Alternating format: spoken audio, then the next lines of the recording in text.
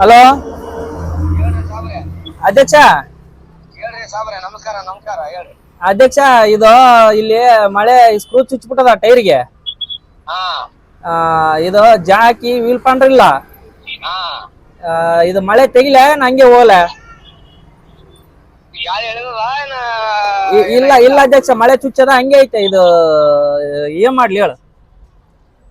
ಗಾಳಿ ಎಳೆವಲ್ದಲ್ಲ. ಗಾಳಿ ಇಳಿವಲ್ತು. ಈಗ ಜಾಕಿ ವೀಲ್ ಪಾಂಡ್ರ್ ಯಾರ ನಿನ್ನೆ ಕಳ್ತನ ಮಾಡ್ಕೊಂಡು ಹೋಗ್ಬಿಟ್ರ. ಹಾ ಈಗ ಹೆಂಗ ಮಾಡ್ಲಿ ಹೇಳು?